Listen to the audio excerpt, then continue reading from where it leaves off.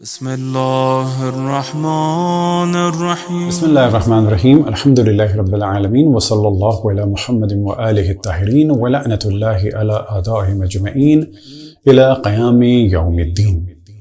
اس سے پہلے گفتگو کا آغاز ہو اس جانب ہم توجہ دلائیں کہ تمام ادیان کا احترام ہے، تمام مذاہب کا احترام ہے، خصوصاً مذاہب اسلامی میں چاہے دیوبندی ہوں، بریلوی ہوں، اہل حدیث ہوں، آخانی ہوں، بوری ہوں، آبازی ہوں، علوی ہوں، سب کا احترام ہے۔ اور اگر کوئی اور فرقہ بھی اس کے علاوہ ہو اور دعویٰ کرے کہ میں مسلمان ہوں تو ہم انہیں مسلمان ہی سمجھیں گے، البتہ ختم نبوت کی شرط کے ساتھ۔ تمام ادیان اور مذاہب کے درمیان جو اختلافات ہیں انہیں علمی طریقے سے اور ڈائیلاگ کے ذریعے سے حل کرنا چاہیے، لیکن جو عالم اسلام میں خصوصاً، یعنی بڑے شرم کی بات ہے، عالم اسلام میں خصوصاً اور دیگر ادیان میں جو دین کے نام پہ قتل عام کا سلسلہ ہے وہ بلا شک شرمناک ہے اور اسے کنٹرول نہیں بلکہ ختم ہونا چاہیے۔ عالم اسلام میں تو رسول اللہ صلی اللہ علیہ وسلم کے دنیا سے جانے کے بعد، ان کی شہادت کے بعد، ان کی آل پر بھی ظلم کیا گیا اور ان کے اصحاب پر بھی ظلم کیا گیا۔ مثال کے طور پہ جناب حضرت مالک بن نویرہ کو کافر قرار دیا گیا، قتل کیا گیا، ان کی زوجہ کی حرمت کو پامال کیا گیا، ان کے سر کو کاٹ کر اینٹوں کے طور پر کھانا پکانے کے لیے استعمال کیا گیا، اور یہاں سے جو ظلم کا سلسلہ شروع ہوا وہ آج تک جاری ہے، اور یہاں سے جو تکفیر کا سلسلہ شروع ہوا وہ آج تک جاری ہے۔ سابقہ زمانے میں عیسائیوں میں بھی شدت تھی، یہودیوں میں بھی شدت تھی۔ اب ہم دیکھ رہے ہیں کہ پاکستان میں ایک جانب سپاہ صحابہ ہے تو دوسری جانب انڈیا میں سپاہ گائے ہے، اور یہ دونوں ایک ہی ہیں۔ تو پھر ہم دیکھتے ہیں کہ بدھسٹ نے بھی شدت اپنی دکھا دی، اور نتیجہ جو اس کا نکلے گا، جس کی جانب میں ہمیشہ توجہ دلاتا ہوں، کہ اگلی نسلیں تمام ادیان کے پیروکار کی یہ کہیں گی کہ ہمیں دین نے سوائے خون خرابے کے کچھ نہیں دیا، اور اس وقت لوگ کہیں گے کارل مارکس نے صحیح کہا تھا، religion is the opium of the people. اب یہ اور بات ہے کہ اس جملے کے دو معنی ہیں، ایک منفی ہے، ایک مثبت ہے، اور جو زیادہ مشہور ہے وہ منفی ہے کہ جو لینن وغیرہ نے مشہور کیا، اور فرض ہم کر لیتے ہیں کہ وہی صحیح ہے۔ فرض کی بات ہے کہ دین لوگوں کے لیے نشہ ہے، اور یا یہ کہ دین لوگوں کی عقل کو زائل کر دیتا ہے، لیکن اگلی نسلیں ہماری کہیں گی کہ یہ قول صحیح نہیں ہے، بلکہ religion is the poison for the people life, دین لوگوں کے لیے زہر ثابت ہوگا۔ تو لوگ دین سے دور ہوں گے، اور اس وقت بھی یہی عالم ہے کہ جب افغانستان میں شدت دکھائی گئی تو وہاں دین سے دور ہوئے۔ پاکستان میں بھی اس وقت اندازہ نہیں ہے لوگوں کو کہ دین سے کتنی دوری ہو چکی ہے، خصوصاً ان شدتوں کی وجہ سے۔ اب اگر اللہ نہ کرے کبھی اسلام کے نام پر وہی سب کچھ کہ جو افغانستان میں ہوا وہ پاکستان میں ہو، تو رہی صحیح کسر بھی بے دینی کی پوری ہو جائے گی۔ اس وقت ہماری گفتگو ہے پاکستان کے ایک مشہور دیوبندی عالم دین جناب زاہد الراشدی صاحب کے بارے میں۔ دعا ہے کہ خداوند تبارک و تعالیٰ انہیں معرفت رسول اور آل رسول عطا فرمائے۔ اتنے تحقیقاتی کام انہوں نے انجام دیے ہیں، وہ اس بارے میں بھی تحقیق کریں کہ کیا وجوہات تھیں کہ رسول اللہ صلی اللہ علیہ وسلم کے بعد ان کا پورا خاندان قتل کر دیا گیا۔ وہ پاکستان میں ایک مدرسے میں تشریف لائے، نماز بھی پڑھائی۔ اب کیونکہ ایک بہت بڑی تعداد ہمارے ہاں سادے لوگوں کی ہے جو بہت سارے حقائق سے آشنا نہیں ہیں، ظاہر یہ کرتے ہیں کہ وہ بہت دور اندیش اور دوربین ہیں اور دشمنوں کی سازشوں سے آشنا ہیں، جبکہ سامنے کی چیز بھی ان لوگوں کو نظر نہیں آتی۔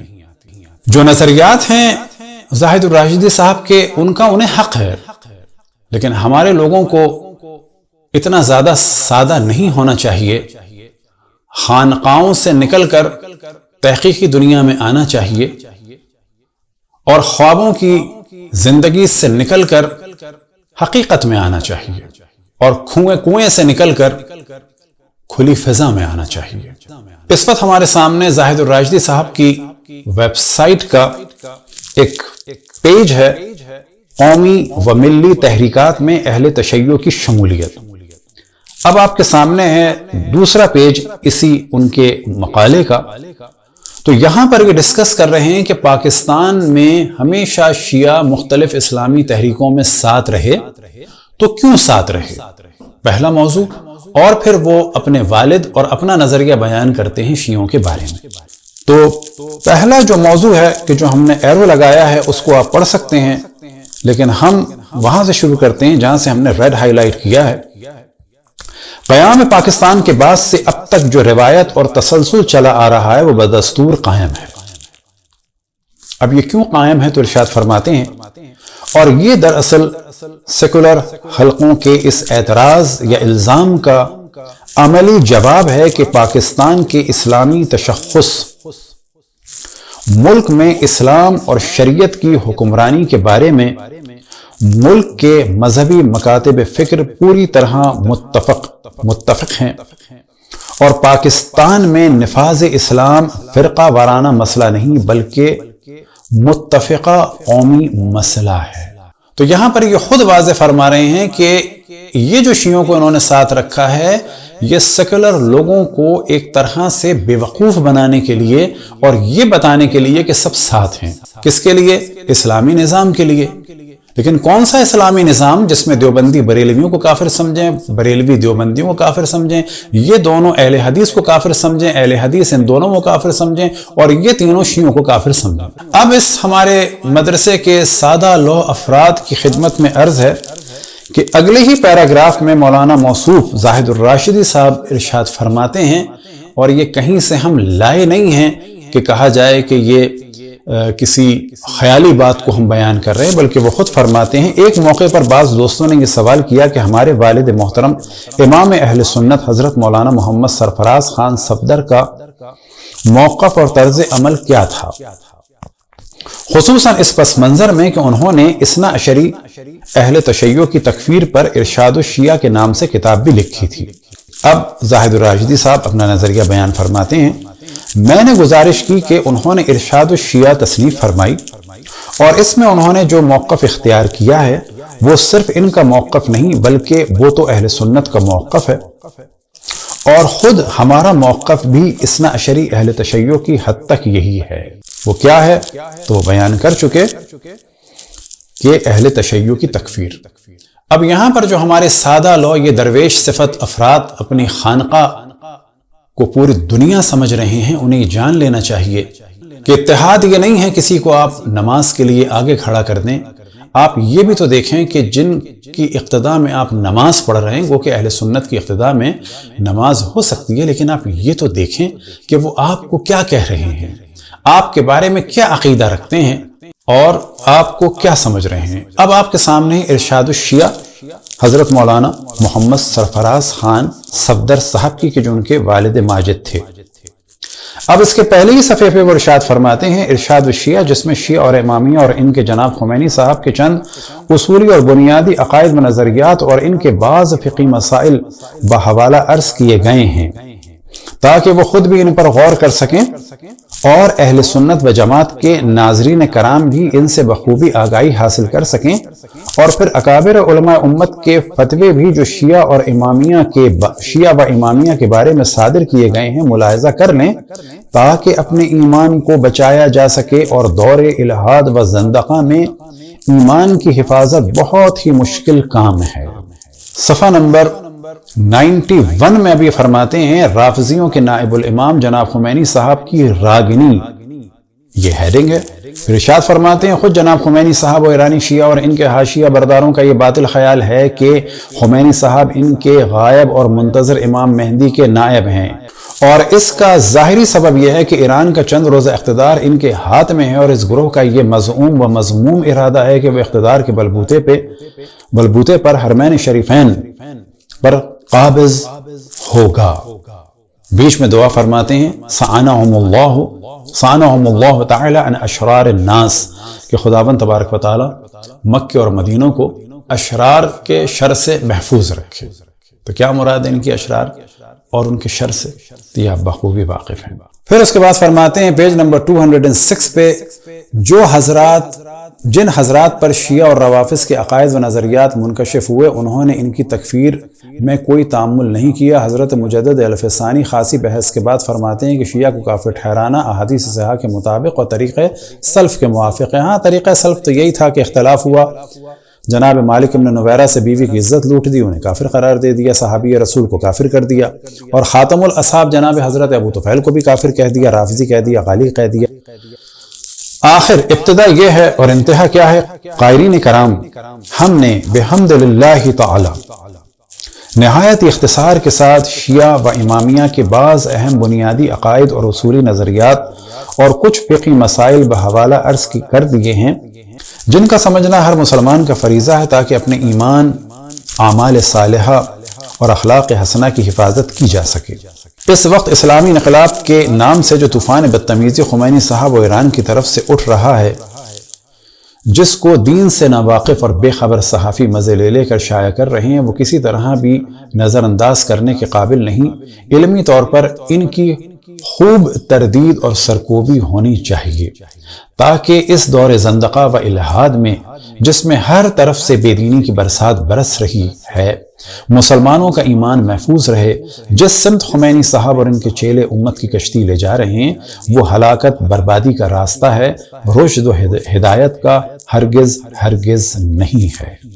یہاں پر لفظ خوف غلط تھا، اسے ہم نے خوب پڑھا ہے اور وہی صحیح ہے۔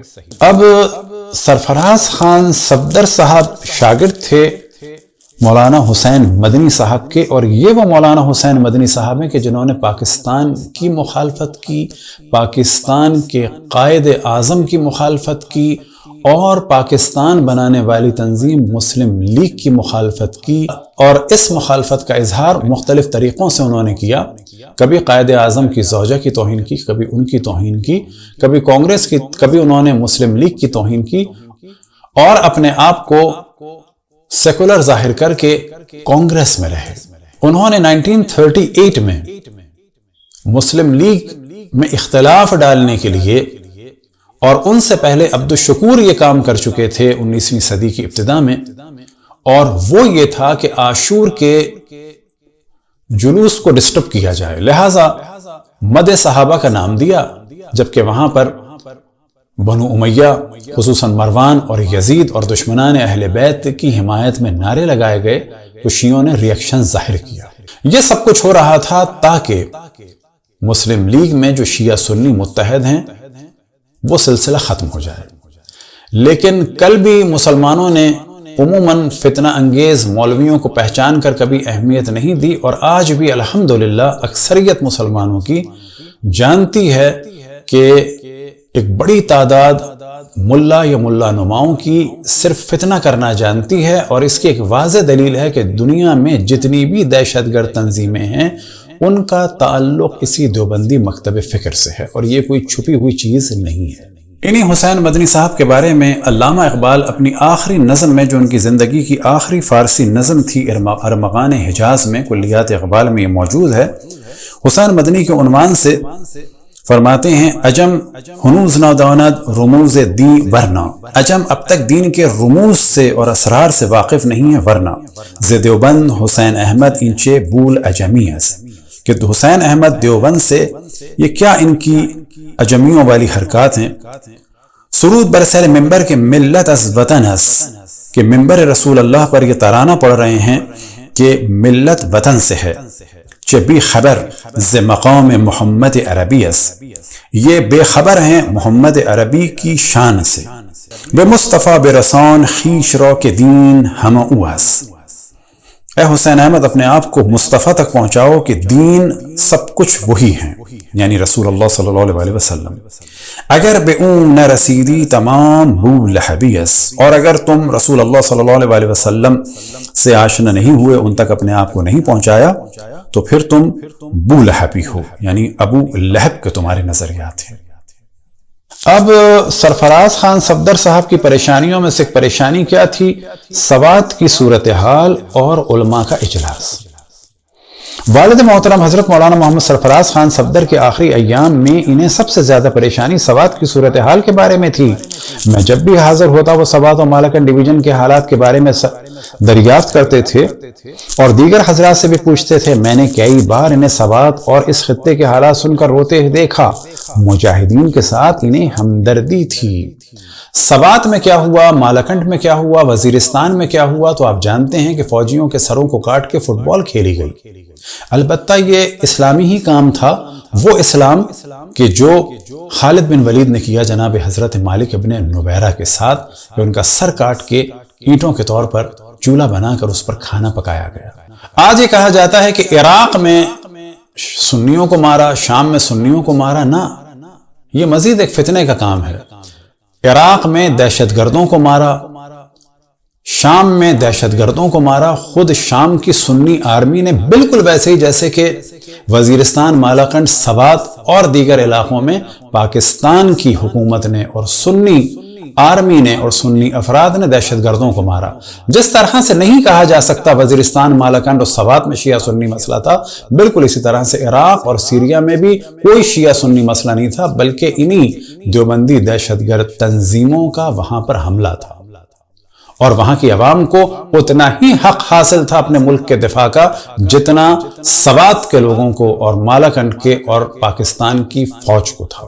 اب اجلاس میں کیا ہوا تو ایک محترم بزرگ نے فرمایا، ملک میں نفاذ اسلام کے لیے مسلح جد و جہد کے بارے میں اکابر اہل علم کو اب دو ٹوک موقف اختیار کرنا ہوگا اور اس کے لیے فوری توجہ کی ضرورت ہے۔ یعنی مسلح جد و جہد کس کے خلاف؟ خود پاکستان کے خلاف۔ تو یہاں سے پتہ چل سکتا ہے کہ ان کے کیا نظریات ہیں۔ مولانا سید نور الحسن شاہ بخاری کا پھر ذکر فرماتے ہیں، اور یہاں پر بھی پتہ چلتا ہے کہ یہ بھی انہی کے شاگرد تھے۔ ان کی کیا خدمات ہیں؟ تو ان کی خدمات میں سے خدمت ہے مولانا مرحوم کی زندگی کے اہم کارناموں میں مذہب اہل سنت کی تقریر و تصنیفی خدمات کے علاوہ تنظیم عمل اہل سنت و جماعت پاکستان کا قیام اور تنظیم بھی ہے۔ انہوں نے حضرت علامہ دوست محمد قریشی نور اللہ مرقدہ اور حضرت مولانا عبدالستار توسوی کے ساتھ مل کر رفض و بدعت کی روک تھام اور اہل سنت کی بیداری کے لیے تنظیم اہل سنت کے پلیٹ فارم پر جو شبانہ روز محنت کی، وہ پاکستان کی دین تاریخ کا ایک روشن باب ہے۔ اس کے لیے رفض و بدعت یعنی شیعت کی مخالفت میں جن لوگوں نے قتل عام کا بازار 5763 کے زمانے میں کیا، ان کے بارے میں مولانا موصوف فرماتے ہیں کہ وہ تاریخ کا روشن باب ہے۔ اب زاہد الراشدی صاحب جس تنظیم کا ذکر کر رہے ہیں، تنظیم اہل سنت اور ان کے بنانے والوں کا، تو دیکھتے ہیں 1957 سے لے کے اس کے بعد تک ان کے کیا کارنامے تھے کہ جن کارناموں کا یہ ذکر فرما رہے ہیں۔ تو آپ کے سامنے کتاب ہے دی شیعہز آف پاکستان، پیج نمبر 94۔ یہ وہ ساری چیزیں ہیں کہ جو اس زمانے کے بزرگوں کو بھی یاد ہیں، خصوصاً ٹھیری کا واقعہ، یہ سب کچھ اسی تنظیم اہل سنت نے کیا تھا، اور قبلہ موصوف ان کی بھی تائید کر رہے ہیں، تعریف کر رہے ہیں، یہاں تک کہ ہمارا خون بہانے والی جو اگلی جماعت بنی سپہ صحابہ، ان کے افراد کی بھی تائید کر رہے ہیں، تعریف بھی کر رہے ہیں، اور یہ ان کا حق ہے، لیکن ہمارے لوگوں کو بے وقوف نہیں بننا چاہیے۔ تو پیج نمبر 94 میں during the first 10 days of محرم 1377 ہجرہ 1957 کہ 1377 میں محرم کے 10 دنوں میں یعنی 1957 میں Victorian propaganda by the TAS with speeches and posters reached a new climax کہ تنظیم اہل سنت کی تقریروں اور تبلیغ کی وجہ سے، پوسٹرز کی وجہ سے ایک پرتشدد سا اور خطرناک سا ماحول بن چکا تھا۔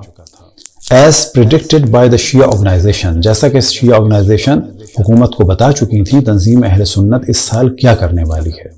Violent assault on Azadari procession took place on different places in the Punjab on that year's Ashura 7th August کہ پرتشدد حملے ہوئے عزاداری کے جلوسوں پر پنجاب کے مختلف علاقوں میں اس سال کے عاشورہ میں کہ جو 7 اگست کو ہوا۔ 3 Shia were killed during the armed attack on the procession in the small town of Satpur, Muzaffargarh district کہ 3 شیعہ قتل ہوئے کہ جب اسلحے سے حملہ ہوا جلوس والوں پر، کہاں پر؟ سیت پور مظفر گڑھ میں۔ اور دوسرا واقعہ کیا ہوا؟ ان احمد پور ایسٹ یعنی احمد پور شرقیہ میں، where the ground has been prepared by speeches of Taj Muhammad Khan Durrani, Nur al Hasan Bukhari and Khalid Mahmood کہ جن کی برکتوں کا ذکر انگلینڈ میں بھی ہم بیان کریں گے کہ ان کے کیا کارنامے رہے، کہ احمد پور شرقیہ میں زمین ہموار کر چکے تھے فتنے بازی کے لیے اپنی تقریروں کے ذریعے سے تاج محمد خان درانی، نور الحسن بخاری اور خالد محمود صاحب۔ One was killed and 3 were seriously injured. ایک مارا گیا مومن اور 3 شدید زخمی ہوئے۔ When stones were thrown at Shia procession and Shia hit back، کہ جب پتھروں سے حملہ ہوا شیعوں کے جلوس پر اور شیعوں نے پھر وہ پتھر پلٹائے۔ اب آپ کے سامنے ہے پیج نمبر 97، اور یہاں پر کچھ چیزیں واضح ہو جائیں گی کہ خالد محمود صاحب کے جن کی بعض برکتیں بعد میں بھی بیان ہوں گی کہ انگلینڈ میں کس طرح سے ان کے نظریات کی وجہ سے لوگ ISIS میں شامل ہوئے۔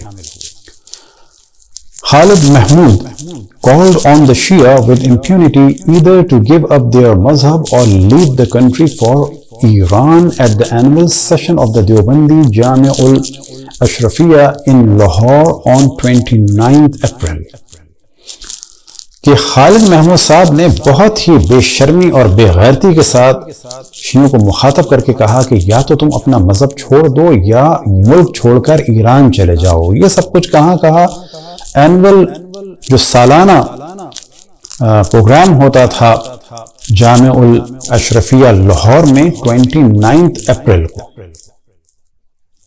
During the TAS convention in Bakhar on 23rd to 25th May, Nur al-Hasan Bukhari exhorted the audience to become Ghazi and Mujahid in defense of Sunni sanctities۔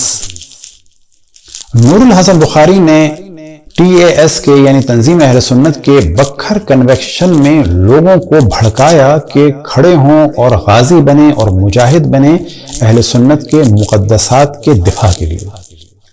Shortly after, in the same town, a Shia preacher, Sayyid Agha Mohsin, was stabbed to death on the road by a Sunni zealot because he had quoted a hadith from the Prophet exalting the status of Ali ibn Abi Talib among the Sahaba۔ اب اس کا نتیجہ کیا ہوا؟ تو کہتے ہیں کہ بکھر میں ایک مولانا تھے اور یہ پاکستان کی تاریخ کے پہلے مولانا شہید تھے کہ شیعہ پریچر سید آغا محسن کو چاقو کے وار کر کے روڈ پر قتل کر دیا ایک سنی نے، یعنی ان کے بھڑکائے ہوئے دیوبندی نے قتل کر دیا کیونکہ انہوں نے حدیث نقل کی تھی کہ اصحاب کے درمیان جو سب سے بلند مقام ہے وہ علی ابن ابی طالب علیہ السلام کا ہے۔ The killer had then surrendered himself to the police and offered a prayer of thanksgiving، اور بعد میں پولیس کے حوالے اس نے اپنے آپ کو کر دیا اور اس نے شکرانے کی نماز پڑھی۔ On the 10th Muharram, 3rd June, the main Azadari procession was attacked with stone, stick and knife when passing in front of Unchi Masjid near the Bhati gate of the old city۔ The assault continued from all sides for at least half an hour, leaving 2 dead and over 100 injured۔ 3 جون 10 محرم کو عزاداری کا جلوس کہ جس پہ حملہ کیا گیا ہر جانب سے پتھروں کے ذریعے، لاٹھیوں کے ذریعے اور چاقو کے ذریعے سے، کہ جب یہ جلوس گزر رہا تھا بھاٹی گیٹ کے پاس اونچی مسجد کے قریب سے، اور اس پر حملہ ہوا ہر جانب سے اور تقریباً یہ آدھے گھنٹے جاری رہا، اور جس میں 2 مومنین شہید ہوئے اور 100 سے زیادہ زخمی ہوئے۔ The police opened fire but were unable to stop the rioting until the procession had reached Karbala گام شاہ۔ پولیس ناکام، پولیس نے فائر کھولا، ہوائی فائر کیا، لیکن پولیس ناکام رہی ان لوگوں کو روکنے میں، یہاں تک کہ یہ جلوس کربلا گام شاہ پہنچ گیا۔ مراد یہ کہ پھر یہ لوگ بچ گئے۔ On the same day, sectarian clashes occurred in the number of the Pakistani towns and villages۔ اسی دن اب ظاہراً پتہ چل رہا ہے کہ بہت منظم طریقے سے پاکستان کے پورے علاقے میں، اس زمانے میں کوئی خبروں کا سلسلہ یا واٹس ایپ وغیرہ کا سلسلہ نہیں تھا، یہ بات ہو رہی ہے 63 کی، کہ پورے پاکستان میں جو ہے منظم طریقے سے ہنگامے ہوئے۔ اور خصوصاً کہاں پہ ہوئے؟ Worst affected was Theri in the Khairpur district. سب سے زیادہ خطرناک جو ہنگامہ ہوا وہ ٹھیری میں ہوا. Where the امام بارگاہ was set on fire killing dozens of Shia worshippers. کہ جہاں پر امام بارگاہ کو جلایا گیا اور درجنوں شیعوں کو قتل کیا گیا.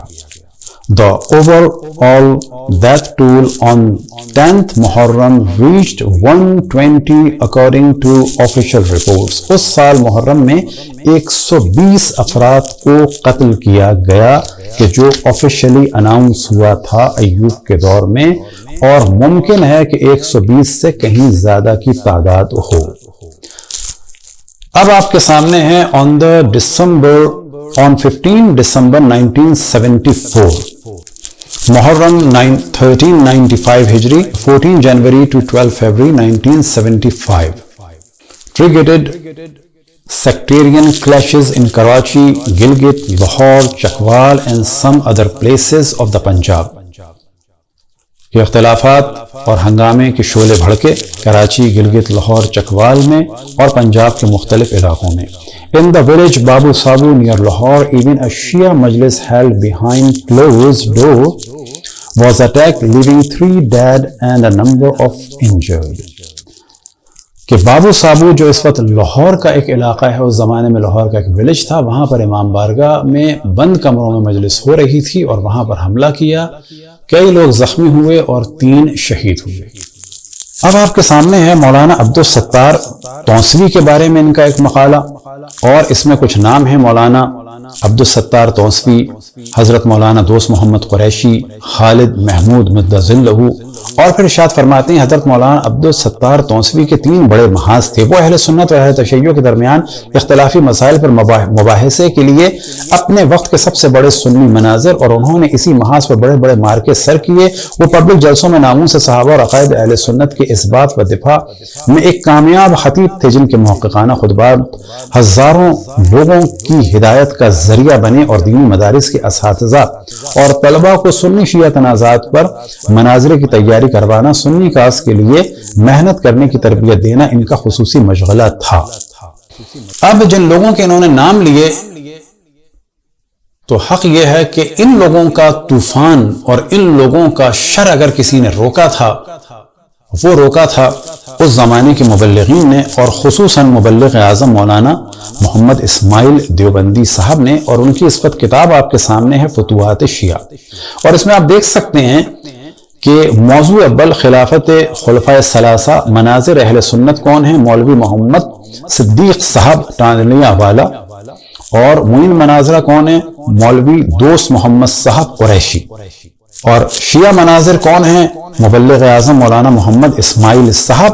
دوسرا صفحہ آپ کے سامنے ہے کہ جس میں شیعہ مناظر کے جو نام آتے ہیں: مولانا محمد اسماعیل صاحب آف لائل پور، مولانا محمد حسین صاحب پرنسپل دار علوم محمدیہ سرگودا، مولانا سید خادم حسین بخاری، عمدۃ الواعظین سید محبوب علی شاہ ہمدانی اور راقم الحروف، اور مولوی ناصر حسین صاحب شاگرد مبلغ اعظم. اور ان کے مقابلے میں کون ہیں کہ جو آئے ہیں؟ مولوی عبدالستار تونسوی، پروفیسر خالد محمود. تو یہاں سے پتہ چلا. اور پھر مولوی منظور احمد چنیوٹ. آج اس طرح سے لاہور کے مدرسے میں کہہ دیا جاتا ہے کہ پرانے علماء نے کیا کام کیا، تو ہم جواب دیں کہ انہوں نے ہی یہ اتنی بڑی تعداد کو اہل بیت علیہ السلام کی جانب دعوت دی، اور ان لوگوں نے مذہب حق اہل بیت علیہ السلام قبول کیا.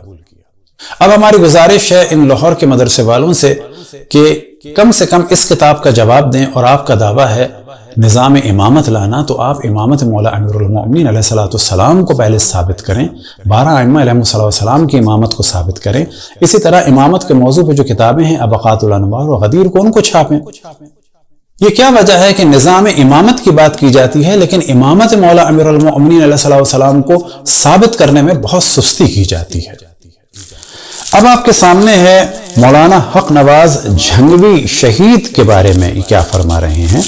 تو آپ دیکھیں، انجمن سپاہ صحابہ پاکستان کے سرپرست اعلیٰ و تحفظ ناموس صحابہ کے بے باک نقیب مولانا حق نواز جھنگوی 22 فروری 1990 کو جھنگ صدر میں اپنی رہائش گاہ کے دروازے پر سفاق قاتلوں کی گولیوں کا نشانہ بن کر جام شہادت نوش کر گئے. انا للہ و انا الیہ راجعون. اور پھر اس کے بعد فرماتے ہیں مولانا شہید کو فوراً اسپتال لے جایا گیا، مگر اسپتال پہنچنے سے قبل ہی وہ عروس شہادت سے ہمکنار ہو گئے۔ پھر فرماتے ہیں کہ انہوں نے ان سے بات بھی کی اور ملاقات کا ہوا کہ ملیں گے آ کے۔ دفتر میں بیٹھے تھے کہ مولانا حق نواز جھنگوی کا فون آیا۔ مولانا خاکی کے علاوہ انہوں نے علامہ صاحب اور راقم الحروف سے بھی بات کی۔ کم و بیش 7 بجے کا وقت تھا، یہ ہماری آخری گفتگو تھی جو فون پر ہوئی۔ مولانا جھنگوی نے جمعیت علماء پاکستان کے اتحاد و سنی کاز کی جد و جہد کو سیاسی پلیٹ فارم پر منظم کرنے کے سلسلے میں مشاورت کے لیے گجرانوالہ تشریف آوری کی خواہش کا اظہار کیا، اور ہمارے درمیان آئندہ ہفتے کے دوران کسی وقت مل بیٹھنے کی بات طے ہوئی، لیکن یہ موقع انہیں نہیں ملا۔ پھر فرماتے ہیں کہ پھر ایک وقت آیا کہ انہیں شہید کر دیا گیا اور ان کی یہ خبر پہنچی۔ پھر آپ کے سامنے مقالہ ہے مولانا ضیاء الرحمن فاروقی شہید کے بارے میں۔ سپاہ صحابہ پاکستان کے سربراہ مولانا ضیاء الرحمن فاروقی گزشتہ روز لاہور سیشن کورٹ کے احاطے میں بم کے خوفناک دھماکے میں جام شہادت نوش کر گئے۔ انا للہ و انا الیہ راجعون۔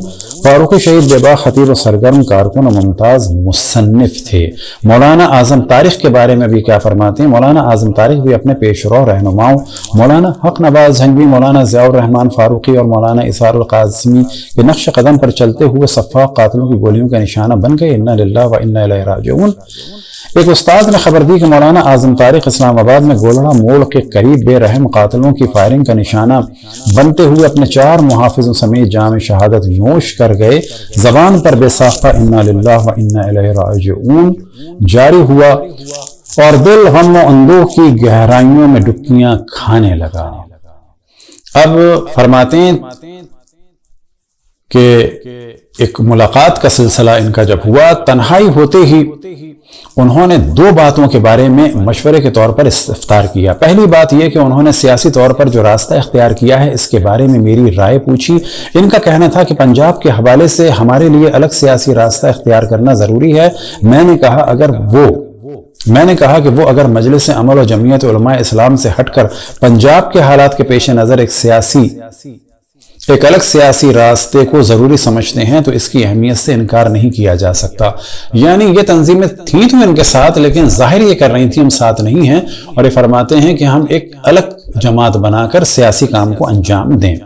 دوسری بات جو تھی وہ تھی اپنے نوجوانوں کی تربیت، اور اس میں مولانا زاہد الراجی صاحب فرماتے ہیں کہ میں نے ان کو کافی چیزوں کے بارے میں آشنا کیا۔ مثال کے طور پر سنی شیعہ مسئلے کو ہی لے لیں، مجھے اس محاذ کی اہمیت کا انکار نہیں، اس محاذ کی اہمیت کا انکار نہیں۔ کون سا محاذ؟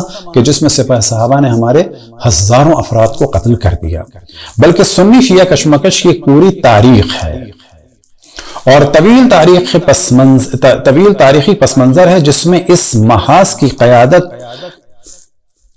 کی قیادت اور کارکنوں کا پوری طرح آگاہ ہونا ضروری ہے۔ ان کے ذہنوں میں صرف عقائد کے فرق کا واضح ہو جانا کافی نہیں، بلکہ اسی طرح یہ بھی لازمی ضرورت ہے کہ ہماری ملی تاریخ میں اہم مواقع پر اہل تشیع نے جو کردار ادا کیا اس سے واقف ہوں۔ اس وقت دنیا اسلام میں اہل تشیع کی جو تحریکات کام کر رہی ہیں ان سے پوری طرح آگاہی، اور عالم اسلام کے بارے میں اہل تشیع کی عالمی قیادت کا اس وقت جو ایجنڈا ہے اس کا علم ہو۔ ان امور سے کما حق و آگاہی کے بغیر اس محاذ پر کوئی بھی کام مؤثر اور نتیجہ خیز ثابت نہیں ہوگا، بلکہ فائدے کی بجائے نقصان کا احتمال زیادہ ہے۔ یہ جو سب کچھ آشنائی کے لیے فرما رہے ہیں، یہ اس محاذ آرائی میں کامیابی کے لیے نصیحت فرما رہے ہیں کہ آپ جانیں کہ شیعہ اس دنیا میں کیا کر رہے ہیں کیا نہیں کر رہے ہیں، تاکہ آپ اچھی طریقے سے سازش کر سکیں، اچھی طریقے سے نقصان پہنچا سکیں۔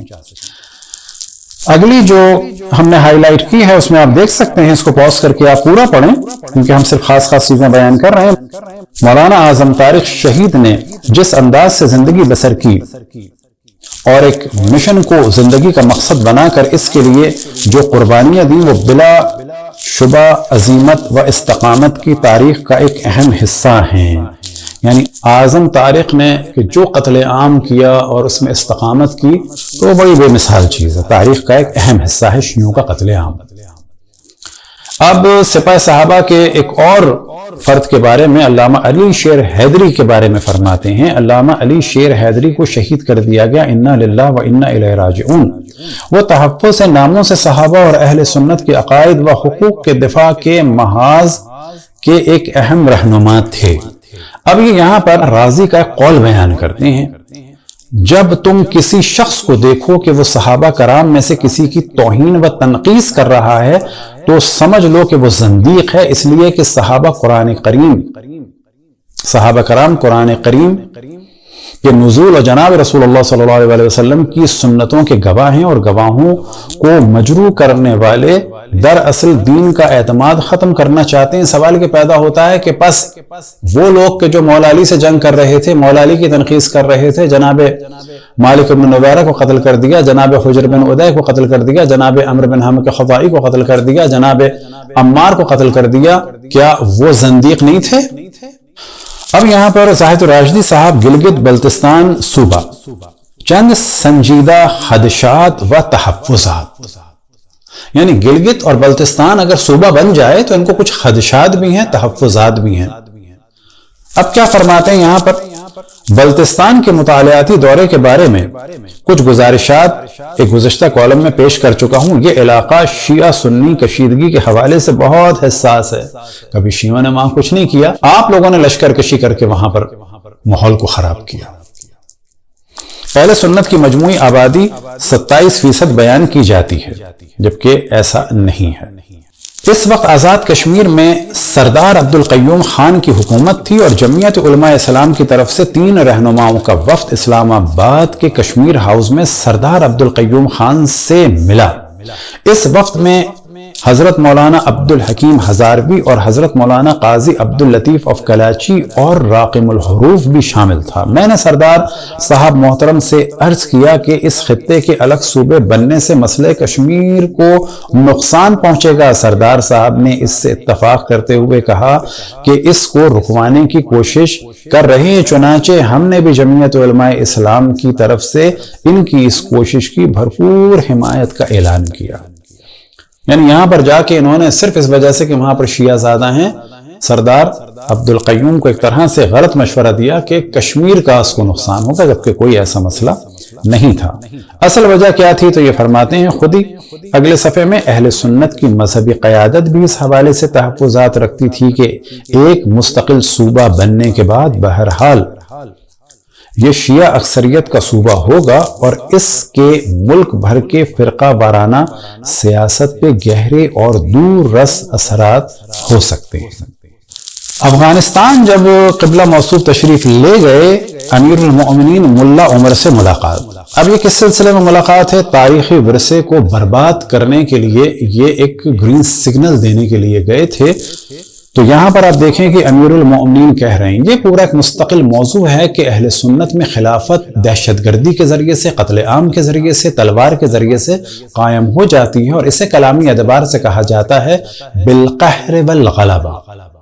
اور کس کے ذریعے سے؟ سیف کے ذریعے سے، کہ امام اور خلیفہ بن جاتا ہے قتل عام کے ذریعے سے، تلوار کے ذریعے سے، قہر اور غلبے کے ذریعے سے، اور اسے پھر امیر المؤمنین کہا جا سکتا ہے۔ لہٰذا یہ ایک ادنا سے اپنے ایک شاگرد کے درجے سے بھی کم فرد کو ملا عمر کو امیر المؤمنین کہہ رہے ہیں، کیونکہ یہ ان کا فقہی مسئلہ ہے کہ کوئی دہشت گرد بھی اگر پاور حاصل کر لے تو امیر المؤمنین بن جائے گا۔ تو یہاں پر جب سوال ہوا اس تاریخی ورثے اور مجسموں کے بارے میں، یہ فرماتے ہیں میں نے عرض کیا کہ ہاں ہم بھی اسی سلسلے میں آئے ہیں، یعنی ان مجسموں کے بارے میں ڈسکس کرنے، لیکن ہماری گزارش یہ ہے کہ یہ کام شروع کر دیا ہے تو اب پیچھے ہٹنا درست نہیں، یعنی فوراً اس کام کو کر دیں۔ بس کہا جا سکتا ہے کہ آج جو اتنا روشن فکر سمجھا جا رہا ہے جناب زاہد الراشدی صاحب کو، تو یہ ایک بین الاقوامی جو ورثہ تھا، ہیریٹیج تھا، اس کو بھی نقصان پہنچانے کے لیے قبلہ موصوفی تشریف لے گئے تھے۔ آخر میں یہ تعزیت نامہ بیان کرتے ہیں علامہ ڈاکٹر خالد محمود صاحب کا۔ ان کی چیزیں گزر چکی کہ انہوں نے لاہور میں یا اپنے زمانے میں پنجاب میں کیا فتنہ کیا، کس طرح سے امام بارگاہوں پہ حملہ کرایا، اور جب یہ 74 میں انگلینڈ چلے گئے مانچسٹر، تو وہاں پر انہوں نے کیا کام انجام دیے، تو آپ کے سامنے ایک پہلی بات تو یہ کہ جو ان کا سینٹر ہے وہ لانگ سائٹ مانچسٹر میں ہے، اور وہاں سے 2 لڑکیاں اپنی عزتیں لٹوانے کے لیے اور اجتماعی زنا کے لیے اور جہاد النکاح کے لیے یا جہاد الزنا کے لیے یہ خوا لڑکیاں گئی تھیں انگلینڈ سے IS والوں کے پاس، جو خود دہشت گرد تو تھے ہی لیکن دیوبندی مکتب فکر کے تھے۔ تو یہ لڑکیاں بھی انہی کے علاقے کی تھیں اور انہی کی برکات کا ایک ثمرہ تھا کہ یہ 2 لڑکیاں 16 سال کی، جن میں سے ایک کا نام زہرا اور ایک کا نام جو ہے وہ سلمہ تھا۔ Zahra and her twin sister Salma are believed to have married IS fighter after fleeing to Syria۔ یہ اپنا گھر چھوڑ کے بھاگ کے گئی تھیں، اور یہ سب برکتیں ہیں۔ یاد رکھیں کہ عام لوگوں کو توجہ رکھنی چاہیے کہ یہ جو آج کل انٹرنیٹ پہ قرآن پڑھنے کا سلسلہ ہے یہ انتہائی خطرناک ہے، کیونکہ دہشت گرد اسی کے ذریعے سے گھروں میں داخل ہوتے ہیں، اور ماں باپ کو چاہیے کہ انٹرنیٹ پر قرآن نہ پڑھوائیں جب تک کہ لوگوں سے آشنا نہ ہوں، اور خود سامنے بیٹھیں اور ان کو کوئی بات نہ کرنے دیں اگر پڑھوا بھی رہے ہیں۔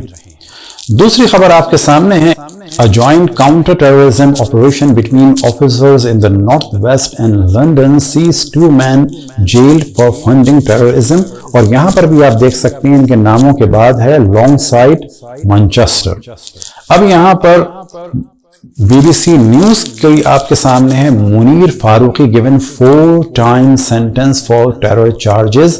اب یہاں پر ان لوگوں کے نام ہیں اور ساتھ میں لانگ سائٹ مانچسٹر، کہ یہ بھی ان کی برکات میں سے ایک برکت تھی۔ BBC کا آپ کے سامنے ویب سائٹ ہے کہ ساؤتھ مانچسٹر میں 3 میل کے اندر دہشت گردی سے منسلک 20 سے زائد افراد رہتے تھے۔ ساؤتھ مانچسٹر کے نواح میں یہ آپ نے دیکھ لیا، ان میں لڑکیاں کیا کرنے گئیں، جہادی دلہن بننے گئیں۔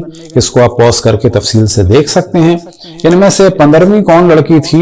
لانگ سائٹ مانچسٹر سے تعلق رکھنے والی 16 سالہ ٹین ایجر کا نام قانونی وجوہ کی بنا پر افشا نہیں کیا جا سکتا۔ وہ 2015 میں دہشت گردی میں استعمال کے قابل معلومات رکھنے کے جرم کی مرتکب قرار دی گئی تھی۔ اب یہاں پر 16-17 میں کون ہیں؟ 2 بہنیں زہرا بالانی اور سلمہ بالانی، جن کی عمریں 16 سال تھیں، جون 2014 میں جہادی دلہنیں بننے کے لیے ونٹرمانس روڈ چولٹن سے شام فرار ہو گئیں۔ یہ تھی برکتیں ڈاکٹر خالد محمود کی۔ ہمارے سادے لوگوں کو چاہیے کہ تمام ادیان والوں سے اتحاد کریں، تمام مذاہب والوں سے اتحاد کریں، لیکن عقل و شعور کے ساتھ۔ خداوند تبارک و تعالیٰ سے دعا ہے کہ ہمیں رسول اللہ صلی اللہ علیہ وسلم اور آل رسول اللہ صلی اللہ علیہ وسلم کی اور زیادہ معرفت اور محبت عطا فرمائے، اور مسلمانوں کو دہشت گردی قتل عام کے بازار کو ختم کرنے کی توفیق عطا فرمائے۔